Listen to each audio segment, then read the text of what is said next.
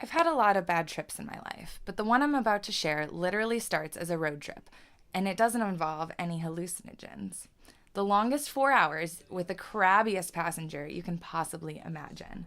And as we're getting closer to our destination, he asks me to swing by a friend's house to pick up some cigarettes. I knew right away tobacco and nicotine weren't the chemicals he was after. After he got what he needed, he insisted I go to the Taco Bell first because they often have single-user bathrooms instead of stalls. I wanted him to wait until we got to the hotel, or just snort in the car and shoot at the hotel later, but he wasn't having it. He even threatened to jump out of the moving car, and I could see he was not going to wait another minute. I reluctantly pulled in and told him he had 7 minutes before I'm coming in with Narcan and making a scene.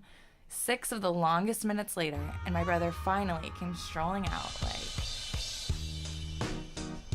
He got back in the car with a giggle, and as we rolled down the road, I felt like the car was so much lighter, like we were flying when we weren't even doing the speed limit. I was also surprised to hear him express some heartfelt words of gratitude and recognition. After a long winter of living with his grouchiness, it was sweetly received. We made it to the hotel, and it is fancy, y'all. I asked for a room with 2 beds so he could have one last guaranteed meal in bed before being on the streets again. Now, my brother and I haven't had a lot of opportunities to experience classy places together, so this felt like a really special time. We invited a mutual friend, a fellow artist, to join in on our celebration.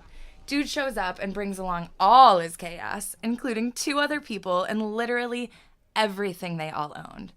So shit's getting a little out of control, but we're having a blast, talking about my tattoo design, getting hyped up, dancing around the hotel room, eating free hors d'oeuvres from the fancy lobby. And you know, in hotels, there's often a setup where the sink is separate from the toilet and shower, just behind a wall. Well, my brother was preparing a shot by the sink, and I intuitively felt like it was going to be a little too much for his body. He hadn't used in a really long time besides just the hour before in that Taco Bell. I casually got out many kits of naloxone and put them on one of the beds to distribute to his friends and train them on how to use it, when all of a sudden I heard a really loud smack. I imagined his head hitting the sink, but when I turned the corner, he was on his knees with his head down, hands in his lap like he was praying. I stood there surprised for a moment or maybe a minute. Then he gargled and gasped and fell to the side. The whole energy of the room changes from chaotic to complete insanity. I'm looking to these friends as veteran users to get the ball moving, but no one steps up. So I'm trying to get this naloxone prepared, my hands are shaking, I'm forgetting everything I thought I never could. I fucking train people how to use this shit, how could I possibly be freezing?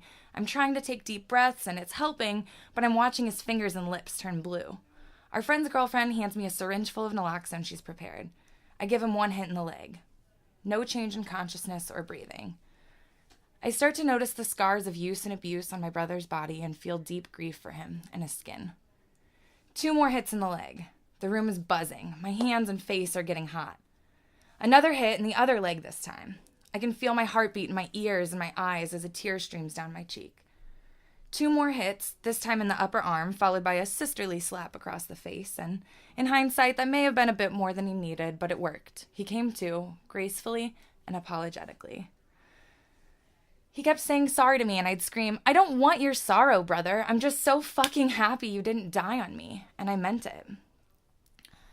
I tried to check in on him over the next couple of months, but could tell by the lack of response he was deep in his shadows. After a long period of no contact, he reached out. He admitted that he had been using at an unsustainable rate and needed to come down and was seeking a safe place to do it. So I took him in on the condition that he would volunteer with Iowa Harm Reduction Coalition after he made it to the other side of the detox. He willingly agreed. 8 days of pure hell, but he made it through. We held space and tried to nourish him back to health. He got bored quickly again, missing his homies and spending most of his time on video chat with them. But he kept his promise. Before he left again, he packed hundreds of naloxone kits for IHRC to distribute. I gotta tell you, I've never felt so fucking proud of myself or aligned with my highest purpose as when I heard him sharing this kit packing experience with his friends through video chat. He proudly holds up the bag with a sticker and says, "I'm a damn hero. This is gonna fucking save someone, dude." And I hear a familiar voice on the other line exclaim, "Yeah, bro, your sister hooked me up with like 5 of those after she saved your ass with them."